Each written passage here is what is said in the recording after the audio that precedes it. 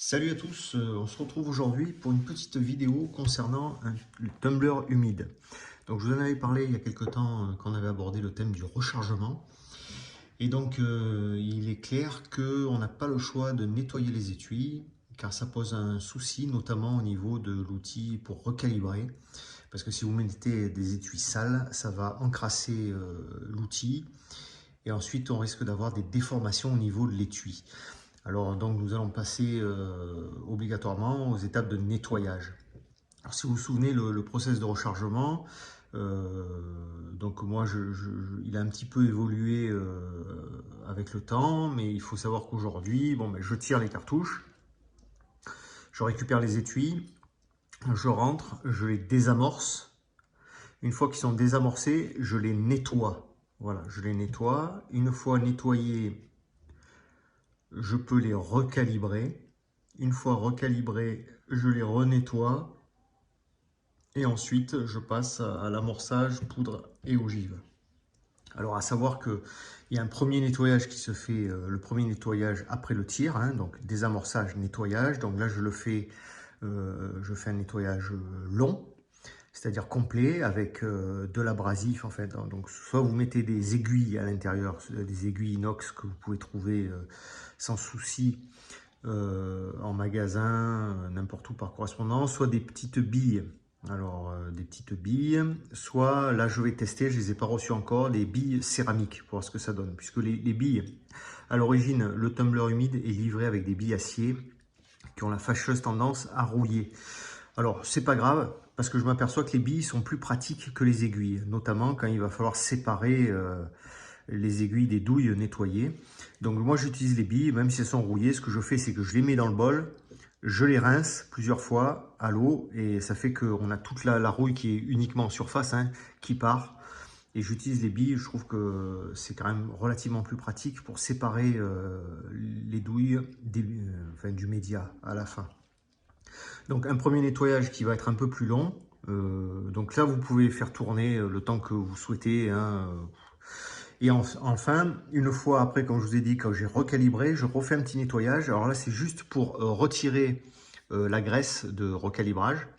Donc là, je mets les douilles seules, sans billes, sans rien du tout. Un peu de liquide vaisselle, je fais tourner une dizaine de minutes maximum. Et après, je rince et je sèche. Voilà, c'est tout. Donc, pour vous présenter l'appareil, donc voilà, donc il s'agit du Vevor, le KD 6808. Hein, donc en 220 volts forcément. Donc vérifiez quand même si vous l'achetez parce qu'il y a les modèles en 110 volts. Donc il est présenté comme ceci. Personnellement, je l'ai acheté sur AliExpress. Je ne vous cache pas que j'en suis très satisfait. Je l'ai payé 48 €, livraison comprise. Il a été livré en 3 jours exactement, voilà. Puisque sur les différents vendeurs, il y en avait un qui c'était expédié d'Allemagne. Et donc il a été livré en 3 jours chrono. Donc c'est le petit modèle, le 6808. Après il y a un modèle plus gros. Moi personnellement je tire entre 50 voire 100 cartouches maximum par semaine. Et je nettoie au fur et à mesure. Donc je n'avais pas d'avantage à prendre le plus gros, hein, à savoir que dans celui-ci, on va pouvoir traiter environ 150 douilles en 223. Voilà. Donc, on a la machine. Et avec ceci, on va se retrouver avec le tambour. Donc, à l'intérieur, vous allez mettre soit vos aiguilles, soit vos billes. Hein, donc ça, c'est selon ce que vous voulez. Hein. Les billes céramiques, des billes en acier, ce que vous voulez. Vous mettez vos billes, vous mettez vos douilles et vous remplissez d'eau. Alors le but, c'est de ne pas remplir à ras la gueule. Hein, c'est de vous mettez à peu près jusqu'ici.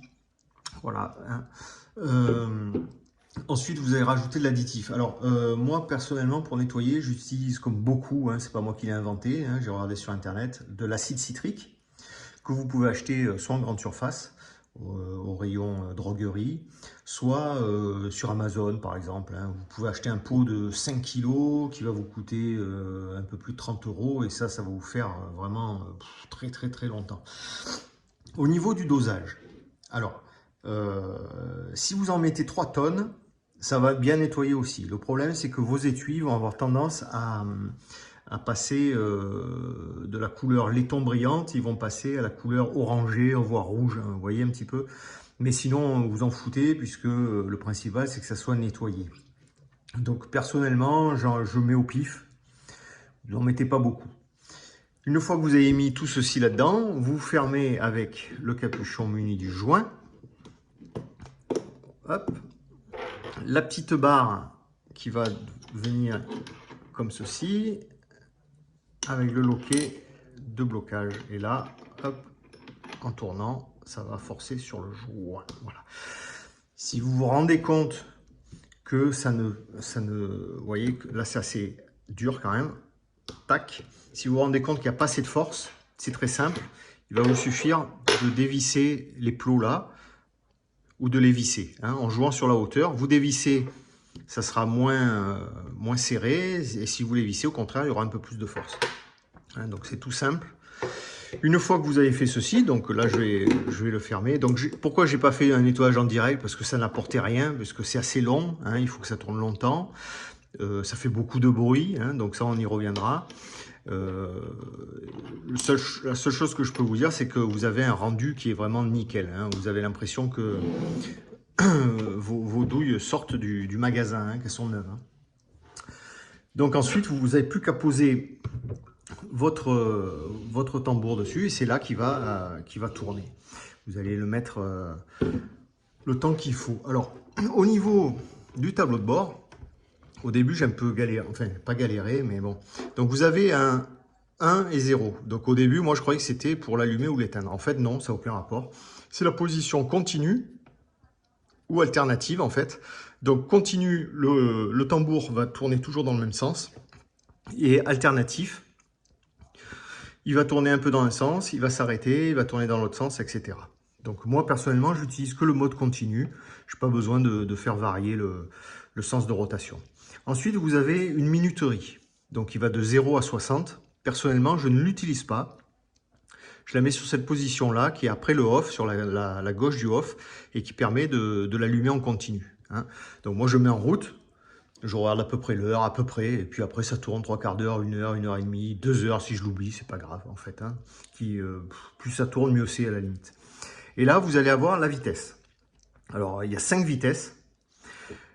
Donc là, il va falloir apporter juste une petite attention particulière, c'est que donc vous pouvez mettre vitesse 1, donc ça va tourner assez lentement, vitesse 2, vitesse 3. Moi, personnellement, je reste sur la vitesse 3. Quand vous passez sur la vitesse 4 ou 5, c'est un peu trop rapide. Et ce qui se passe, c'est qu'avec la force centrifuge, vos étuis vont avoir tendance à se coller sur la paroi, et il ne va pas avoir le mouvement escompté à l'intérieur, hein. Il faut quand même que ça bouge bien pour qu'il y ait une abrasion en surface pour que ça nettoie.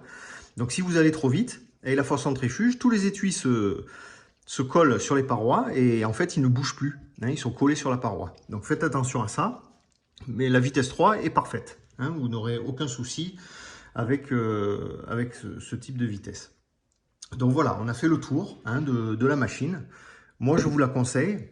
J'ai eu, il y a quelques années, j'utilisais un tumbler avec du média, vous savez, des petits granulés, un tumbler à sec là, qui vibre.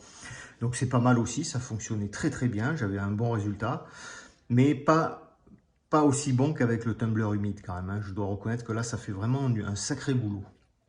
Alors, dernièrement, j'ai remarqué, puisque bon, ça fait un petit moment que j'utilise, mais je tâtonne un petit peu, hein, j'essaye de trouver la recette qui va bien.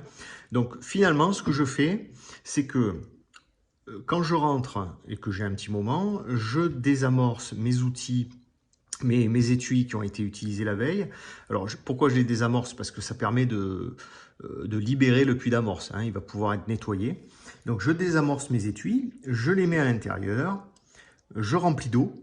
Alors évitez de mettre de l'eau chaude. Pourquoi? Parce que en fait il va y avoir un phénomène de dégazage, hein, avec l'eau chaude qui va être amplifiée, et ça va monter en pression à l'intérieur, hein. Donc évitez, ou alors si vous le faites, hein, puisque pourquoi pas, parce que l'eau chaude elle va avoir un effet catalyseur, hein, on va avoir une réaction un petit peu plus rapide et ça nettoie bien aussi.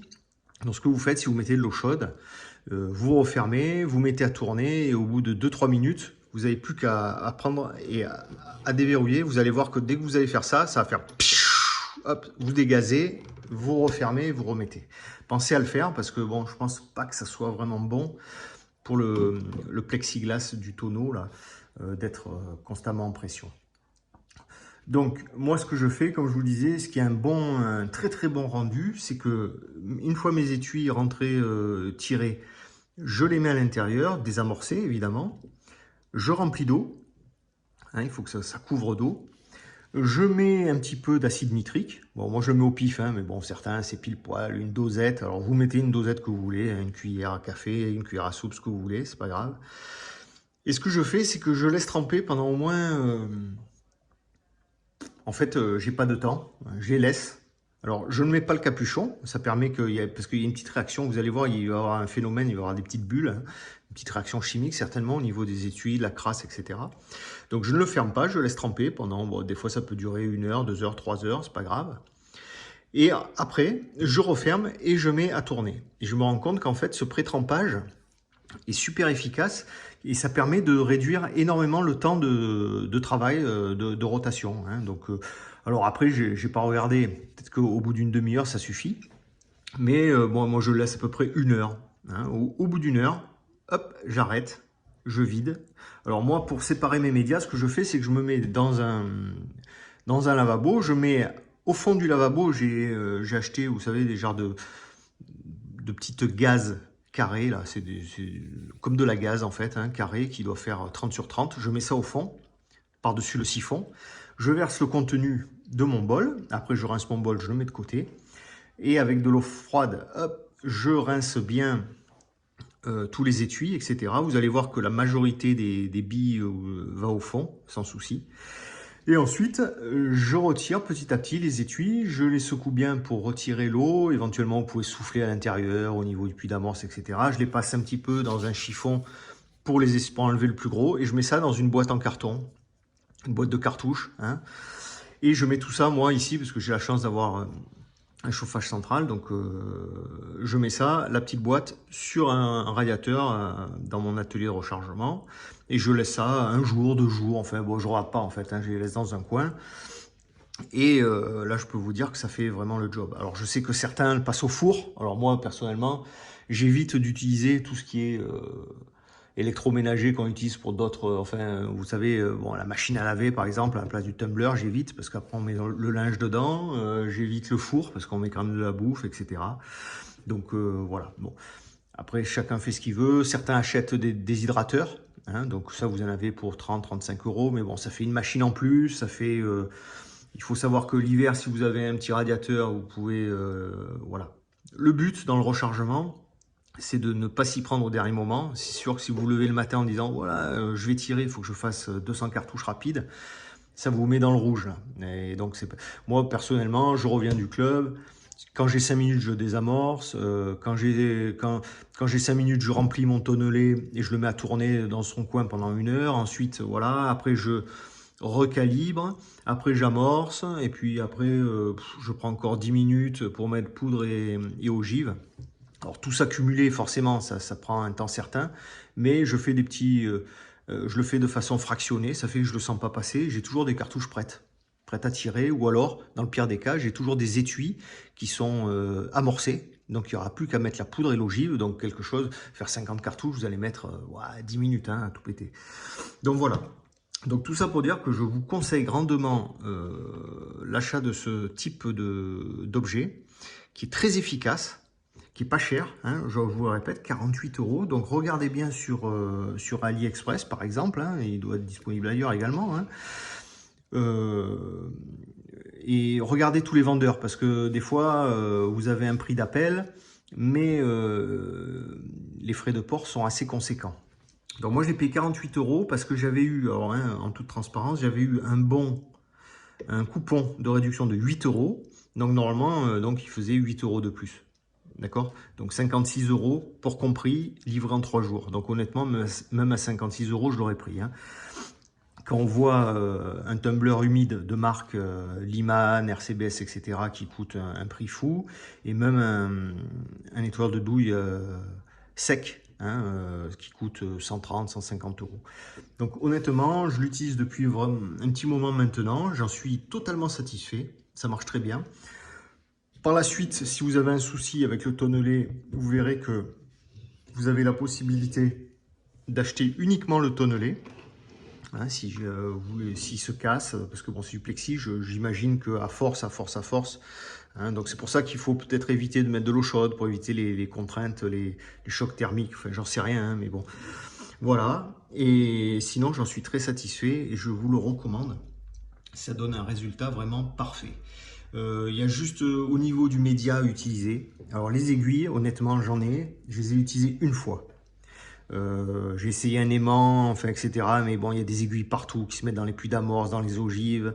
Et bon, j'ai peur de recharger les cartouches avec des aiguilles dedans. Enfin bon, bref. Honnêtement, j'ai pas été convaincu.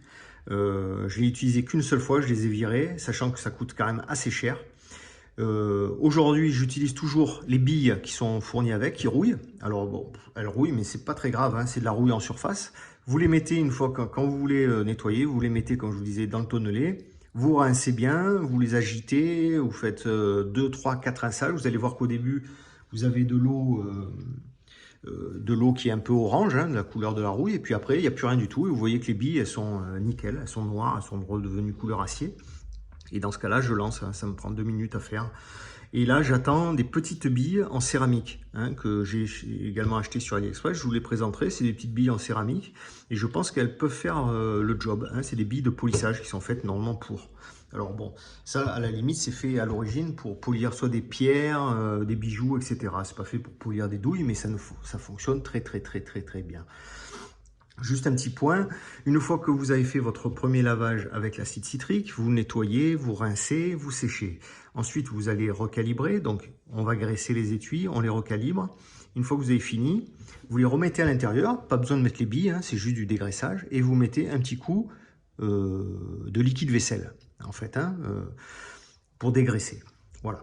Alors ici, il est à noter que vous pouvez avoir, mais ça vous le verrez vous-même, par rapport au dosage d'acide citrique, par rapport à votre process de nettoyage, c'est-à-dire si il y en a, ils mettent de l'acide citrique et du liquide vaisselle. Ensuite, avec ces différents processus de nettoyage, vous allez avoir des couleurs d'étui un petit peu différentes, qui vont aller du laiton hyper brillant, magnifique, jusqu'à du laiton couleur orange, rouge, bon, pas forcément moins joli, mais différent. Mais bon, le principal, c'est que la douille, elle est toujours nickel, elle est propre, ça ne met pas en compte ça, elle va tenir exactement pareil au niveau du tir, hein, donc il n'y a aucun souci. Donc voilà ce que j'avais à vous dire. Si vous avez des questions à me poser, n'hésitez pas à le faire juste en dessous. Pensez à vous abonner pour la suite des prochaines vidéos et je vous dis à très bientôt. Bye bye.